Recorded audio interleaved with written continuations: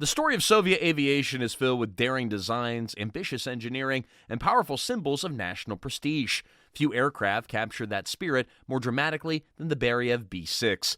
Born of a post-war Soviet quest for maritime supremacy, this giant flying boat played a vital role in Cold War naval surveillance and anti-submarine warfare. Its distinctive silhouette, heavy armament, and long-range patrol capabilities made it both respected and feared. Join us as we dive deep into the legacy of the Be-6, exploring how it was conceived, built, and operated, and how its story eventually came to a close. In the aftermath of World War II, the Soviet Union emerged as a global power, determined to match and surpass Western militaries in every field, especially in the realm of naval and maritime patrol. Now, the Red Navy needed efficient ways to monitor vast coastlines, project influence on the open seas, and secure far-flung Soviet bases. Submarine threats from potential adversaries were high on the Soviet list of concerns, with NATO fleets operating advanced undersea vessels that could threaten Soviet ballistic missile submarines and maritime trade routes. Yet the Soviet Navy of the late 1940s and early 50s had limitations in its long-range reconnaissance capabilities. Conventional aircraft of the era could operate effectively over land, but were significantly constrained when it came to maritime patrol missions. Aircraft carriers were never a mainstay of Soviet doctrine, so the solution called for specialized flying boats, seaplanes, and amphibious aircraft. These platforms could spend hours, even days in remote maritime settings, searching for enemy surface ships or submarines and relaying that information back to their command structures. Aviation experts in the USSR recognized that they needed a reliable and advanced flying boat capable of patrolling thousands of miles of coastline and maritime territory. Most maritime powers had some sort of tradition of using seaplanes. Great Britain had the short Sunderland, the U.S. and the Martin PBM Mariner and the consolidated PBY Catalina, and Japan with the Kawanishi line of flying boats. The Soviets, too, had experimented with large flying boats before and during World War II, including designs from Georgy Mikhailovich Beriev and the Central Design Bureau for Marine Aircraft. Now, in the face of rising Cold War tensions, the Kremlin wanted a modern, potent maritime patrol plane that can not only replace older piston-engine reconnaissance seaplanes, but also serve as a clear demonstration of Soviet technological prowess. Against this backdrop, the Beriev Design Bureau rose to prominence. The new requirements were formidable. The aircraft would have to operate from rough sea conditions, carry a meaningful payload of bombs and torpedoes, host radar and other detection systems, and traverse thousands of miles at one time. The designers were also mindful that NATO submarines were evolving rapidly, equipped with better propulsion and quieter running gear, making them harder to detect from the air. Any new Soviet maritime patrol plane had to be agile in terms of detection capabilities, stable in flight, and rugged enough to land in open oceans under challenging conditions. Thus, the impetus for the Beriev Be-6 was clear: an all-new large flying boat that would handle multiple roles: maritime patrol, reconnaissance, transport, and potentially even rescue missions in icy northern waters. The stage was set for an aircraft that would see service in far corners of the globe, from the Arctic to the Pacific, in the never-ending hunt for NATO submarines and surface ships. At the heart of the project was the Beriev Design Bureau, formerly known as the Beriev Aircraft Company. The firm's namesake, Georgy Mikhailovich Beriev, was one of the Soviet Union's most talented and innovative aeronautical engineers.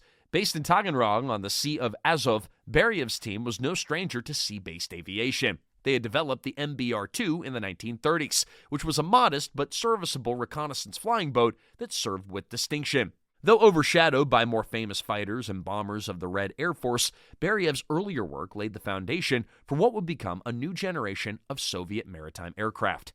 Detailed design work on the aircraft that would become the Be-6 started in the late 1940s. Engineers tackled a range of challenges, from achieving good hydrodynamic performance on water to ensuring structural integrity during long-range flights. Drag reduction, aerodynamic efficiency, and reliable engine operation under heavy loads was crucial. Now, the team explored different hull shapes, floats for lateral stabilization, and high-lift devices on the wings to allow short takeoff runs in choppy seas. By 1948, initial prototypes were taking shape, and the Soviet Navy had high hopes for the new machine. In typical Soviet fashion, secrecy shrouded many aspects of the project. Western intelligence first became aware of a new large flying boat in the late 40s, when reconnaissance photos and sightings by NATO naval vessels hinted at a new type patrolling Soviet coastlines. This sparked speculation in the West that the Soviets were developing a competitor to the British Sunderlands or the American PBM Mariner. By the early 50s, the aircraft, now designated Be-6 and known to NATO as the MAJ, had commenced flight trials. These tests were rigorous, spanning both calm inland seas and rough Arctic conditions, ensuring the design was refined to meet the punishing demands of the Soviet naval service.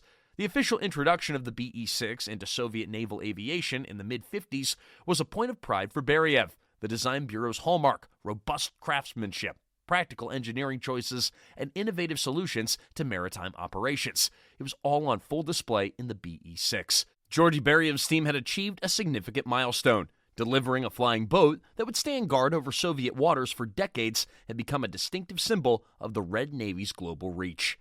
A flying boat of the Be-6's size and function required a unique airframe that could accommodate both aerodynamic efficiency in the air and hydrodynamic stability on the water. One of the most striking features of the aircraft was the towering gull-like wing.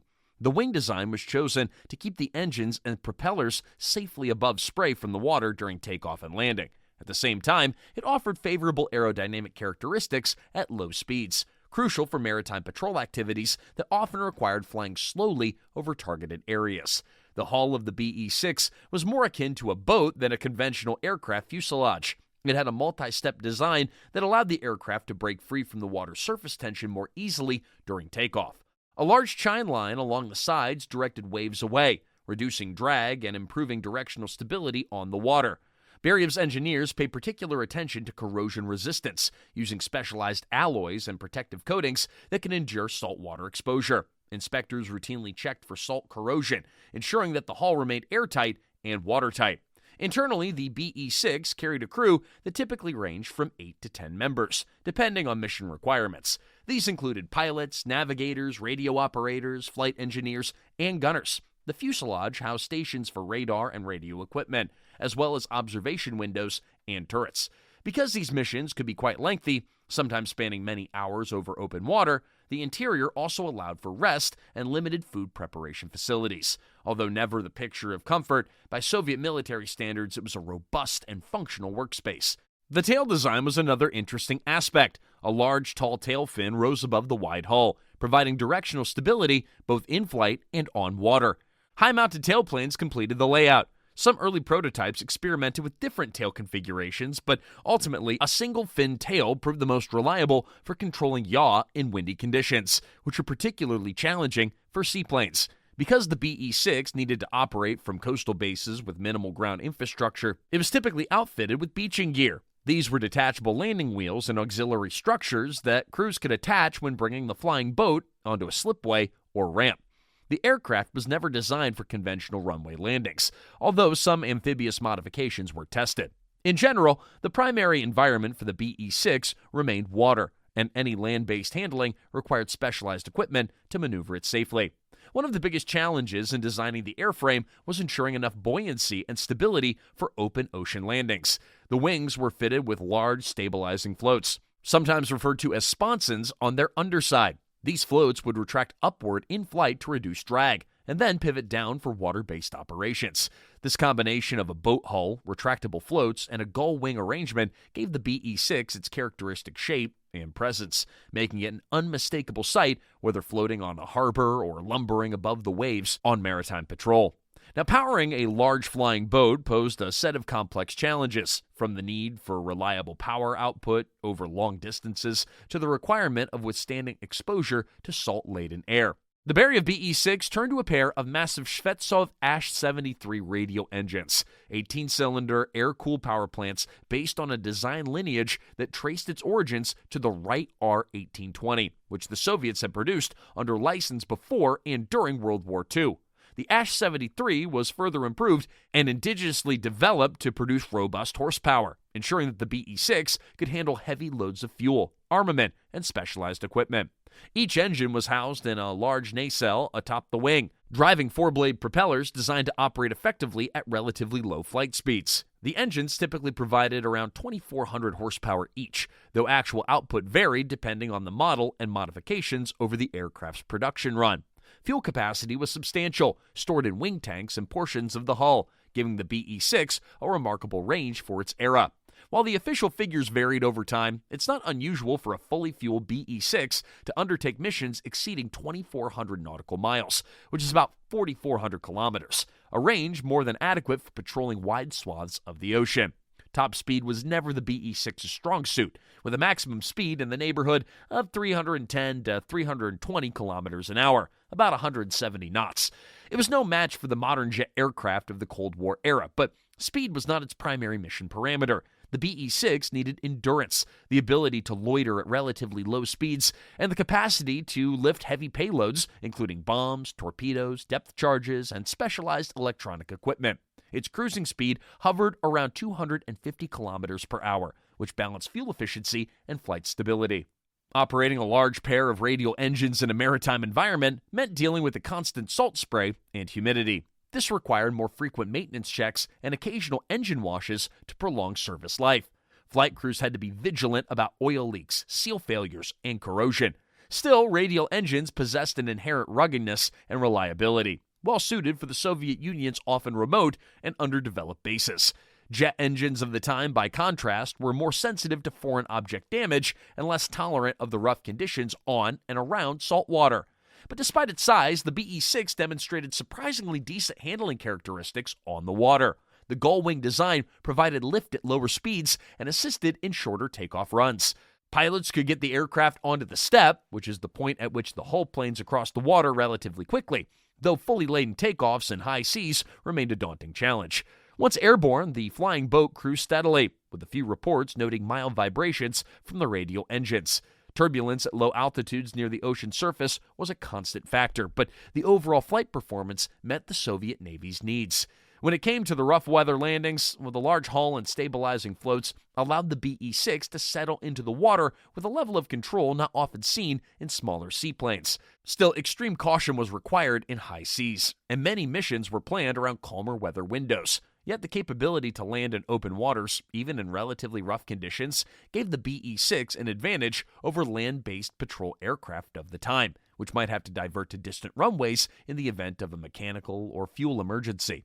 Equipped to hunt and, if necessary, engage enemy submarines and surface vessels, the Beriev Be-6 carried an assortment of offensive and defensive weaponry. Perhaps most visible were the gun turrets arranged along the fuselage. Early variants featured a bow turret that typically housed a 22mm cannon. Some versions also had dorsal turrets with 23mm cannons or heavy machine guns, providing defensive coverage against attacking fighter aircraft. The tail turret was another staple, either armed with a 20mm or 23mm cannon, ensuring no angle was left undefended. But what truly made the BE-6 a strategic threat, however, was its suite of anti-submarine and anti-ship armaments. The aircraft could carry depth charges, bombs, and torpedoes loaded on racks in the bomb bay or mounted under the wings. Depth charges and specialized anti-submarine bombs were particularly critical for dealing with NATO submarines. Patrol crews could locate enemy subs either through onboard radar, sonobuoys dropped in the ocean, or direct visual spotting. Once a target was identified, the BE-6 would maneuver into an attack run and drop the ordnance, hoping to catch the sub before it could dive into a safer depth. Now, one advanced feature for the time was the incorporation of maritime search radar in a prominent radome. Depending on the variant, this radar could detect large submarines on the surface, periscopes, or snorkels breaking the water. In some later models, the BE-6 even tested magnetic anomaly detectors to locate submerged submarines by detecting minute variations in the Earth's magnetic field. These technologies were not always as effective as the Soviet Navy hoped, but they marked a leap forward in the scope and ambition of Soviet anti-submarine warfare capabilities. Defensive armament was equally important. While the slow speed and large silhouette of the BE-6 made it vulnerable to fighter interception, the Soviets recognized the need to protect the aircraft from surprise attacks by carrier-borne or land-based NATO fighters.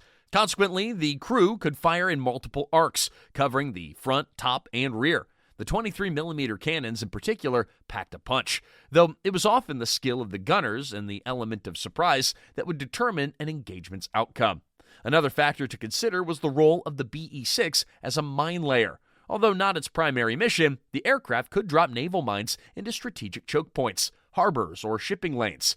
This added another dimension to its operational use, giving Soviet planners flexibility to use the BE-6 in multi-role maritime operations. By the mid-50s, the Beriev Be-6 was entering frontline service with Soviet naval aviation. Operating bases stretched from the Barents Sea to the Arctic to Pacific outposts in the Far East, as well as along the Black Sea and Baltic coasts. Each environment presented unique challenges. Arctic conditions meant sub-zero temperatures, pack ice, and unpredictable storms, while operations in the Pacific required long-distance flights over vast expanses of ocean. Crews stationed on the Black Sea and Baltic front lines often encountered intense NATO surveillance and occasional show-of-force maneuvers by Western fleets. A typical mission began with ground, or rather water, crews preparing the aircraft for departure. This included topping off the massive fuel reserves, loading ordnance, and performing last-minute checks on the engines, propellers, and hull integrity. The crew would board, taking position at navigation desks, radio consoles, and gun stations. Once the engines were warmed up, the flying boat would taxi into open water, gradually building speed until it rose onto its step and lifted off. Missions lasted anywhere from 5 to 12 hours, sometimes more if the Be-6 was conducting extended patrols or search and rescue operations. A primary role was maritime reconnaissance, searching for any signs of NATO submarines on the surface. Over time, with the increasing sophistication of Western subs, the Soviet Navy relied more on radar, radio direction finding, and even occasional aerial droppings of sonobuoys to detect undersea threats. The Be-6 would coordinate with other Soviet naval assets, relaying positions and guiding destroyers or other anti-submarine craft to the target zone. Exercises and war games often tested these tactics, aiming to refine Soviet detection and neutralization techniques. In addition to submarine hunting, the Be-6 served as a maritime patrol and general reconnaissance platform. It scouted for NATO surface fleets, merchant convoys, or suspicious activity. The aircraft's long range made it particularly useful for patrolling remote waters, including routes near strategic Soviet bases or shipping lanes. If a Western fleet was spotted, the Be-6 could shadow it at a safe distance, providing intelligence updates to command centers ashore. Rescue missions were another notable aspect of the Be-6's operational profile. Flying boats are inherently suited for search and rescue, given that they can land on the water and pick up survivors from ships in duress or downed aircraft.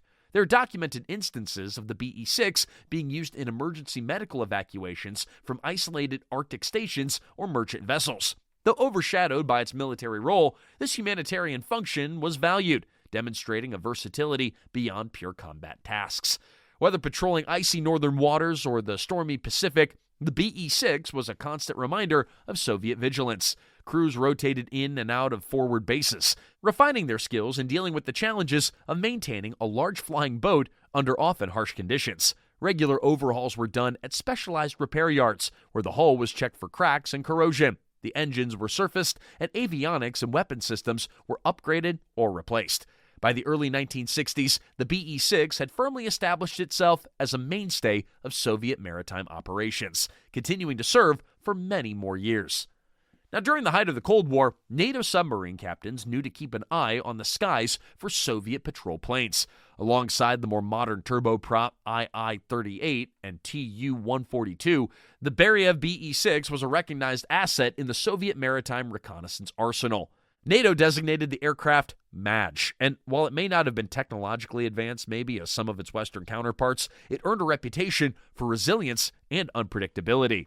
There were numerous stories, some verifiable and others possibly exaggerated, of Be-6 encounters with NATO submarines. In many cases, the presence of a Be-6 on patrol forced Western subs to dive deeper or change course to avoid detection. The aircraft's radar and optical observers could sometimes spot periscopes or snorkels, particularly in calmer seas. If the sub was detected, the Be-6 might drop a flare or a sonobuoy or even depth charges in a show of force, although actual hits on submarines were pretty rare. Western intelligence agencies, including the CIA and MI6, occasionally documented sightings of Be-6 formations flying near strategic choke points such as the Greenland-Iceland-UK or GIUK gap or the Bosporus Strait. Photographs from NATO reconnaissance planes captured the Be-6's distinctive silhouette, fueling curiosity about its capabilities. Analysts studied the plane's radomes, weapon configurations, and flight patterns, piecing together clues of Soviet anti-submarine tactics. The psychological effect on NATO submarine crews was not insignificant. The possibility of being detected and attacked from the air, however unlikely the success rate, was enough to alter operational procedures. Submarines might choose nighttime approaches or inclement weather transits to minimize the chance of aerial detection. In turn, the Soviets refined the Be-6's search techniques, employing new radar sets or coordinating with land-based radar networks for broader coverage. There were also occasions when NATO and Soviet forces came into closer contact. Reports indicate that Western maritime patrol aircraft like the P-2 Neptune, P-3 Orion, and British Shackleton sometimes intercepted or shadowed the Be-6. Radio chatter and coded signals were exchanged, though open conflict was avoided. Such encounters were part of the broader Cold War cat-and-mouse game that played out across the world's oceans. Over time, more advanced Soviet platforms overshadowed the Be-6 in anti-submarine roles. Yet for many years, the lumbering flying boat continued to prowl, a relic of an earlier aviation era, yet still holding enough utility to maintain a presence. In many ways, the Be-6's submarine-chasing legacy remains a testament to Soviet creativity in adapting older technology to pressing strategic needs. The Beriev Be-6 might appear at first glance to just be a simple product of 1940s piston engine technology. Yet the aircraft incorporated several innovative features and had a broader significance for Soviet naval aviation. First, its gull-wing and hull design marked a step forward in large seaplane engineering. Soviet designers refined aerodynamic and hydrodynamic aspects learned from earlier prototypes, producing an airframe that balanced lift, drag, and water handling performance. Second, the Be-6 was part of a broader push to expand the Soviet Union's maritime reach. While other maritime powers like the US or UK were scaling back their reliance on piston-engine flying boats, the Soviets continued to see strategic value in them for coastal defense and patrol. This choice was driven partly by doctrine, partly by a lack of aircraft carriers, and partly by a pragmatic assessment of available technology. And third, the Be-6's avionics, though modest by modern standards, were advanced for the early 50s Soviet technology base. Integrating radio, radar, and mechanical computing systems for ballistic calculations of bombs and torpedoes, that posed complex engineering challenges. The result was an aircraft that could operate semi-independently, carrying out reconnaissance missions and engaging targets in remote areas without always requiring immediate ground-based guidance. Finally, from a design bureau perspective, the Be-6 set the stage for future Beriev projects. The lessons learned in hull shaping, large wing construction, and water handling paved the way for more advanced designs like the Be-10 and Be-12 turboprop amphibians. The success of the Be-6 reinforced Beriev's status as the Soviet Union's prime authority on flying boats, ensuring the continuation of research into sea-based aviation solutions well into the jet age. By the late 60s and early 70s, the Beriev Be-6 found itself increasingly overshadowed by newer designs, such as the Ilyushin II-38 and the Tupolev Tu-142, both of which levered turboprop or jet engines and featured more advanced electronics. The Soviets also invested heavily in anti-submarine helicopters, like the Ka-25, which could operate from service ships and respond quickly to submarine contacts. Gradually, the Soviet Navy began phasing out the Be-6 from frontline service. Some were converted for secondary roles like transport or search and rescue, while others were now used for training or maritime survey tasks. Overhaul schedules were reduced, and no new production runs were ordered. By the late 70s, most Be-6 aircraft had been withdrawn from active Soviet service. A handful of airframes lingered on at remote bases or in specialized roles. China continued using its Be-6 fleet for several additional years, eventually retiring or mothballing them as more advanced platforms came online. Some reports indicate that a few Be-6 hulls still may exist in museums or as static displays in Russia or China, silent monuments to a bygone era of maritime aviation. Enthusiasts and historians occasionally gather photos and fragments of those surviving aircraft, preserving the memory of an iconic Soviet flying boat that once roamed the seas. Despite its retirement, the Be-6 left a legacy of maritime patrols that helped define the early stages of the Cold War at sea. Its presence over Arctic waters, along Soviet coastlines, and in Asian maritime zones underscored the USSR's commitment to countering NATO naval power. Pilots and crew members who flew the Be-6 remember it as a durable, if somewhat temperamental workhorse, one that tested their skill and exemplified the challenges of operating a giant flying boat in often hostile environments. Today, the Beriev Be-6 stands as a testament to a unique phase in aviation history when flying boats still held strategic importance. While overshadowed by jet-powered land-based aircraft in most air forces around the world, the Soviet Union persisted with the concept longer than many.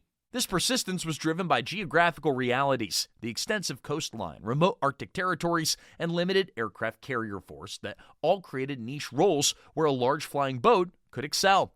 From a purely technological standpoint, the Be-6 showcased the ingenuity of Soviet engineers under Georgy Mikhailovich Beriev. The aircraft's seagoing hull, the gull-wing, retractable floats, and radial engine integration made it both a handy and versatile platform. The fact that it served for multiple decades, including stints in foreign service, is evidence of its design's robustness and adaptability. Furthermore, the Be-6's Cold War career highlights the strategic interplay between maritime air power and submarine technology. While nuclear submarines became the backbone of many navies, the sea's extended patrol range and ability to land on water gave it unique advantages in certain scenarios. Though not as glamorous or famous as high-speed jet interceptors or strategic bombers, the Be-6 nonetheless played a pivotal role in maintaining Soviet maritime situational awareness.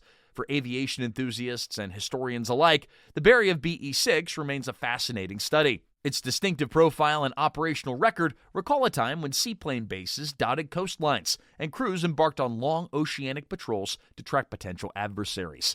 Artifacts, photographs, and the occasional surviving airframe keep the memory alive, reminding us that beneath the headlines of supersonic jets and nuclear arms races, there existed a slower, more patient struggle for control of the seas, one in which the Be-6 was a prominent participant. The Beriev Be-6 had its day in the sun during some of the most intense years of the Cold War. Although eventually surpassed by faster and more advanced aircraft, it earned a respected place in Soviet naval aviation history. Its sweeping gull wings, its robust hull, and determined crews, well, they left a lasting impact on the story of maritime patrol. Hey, if you enjoyed this deep dive into the Be-6, make sure to subscribe for more stories on aviation history and the fascinating machines that shaped our world. Stay tuned for more thrilling tales from the skies.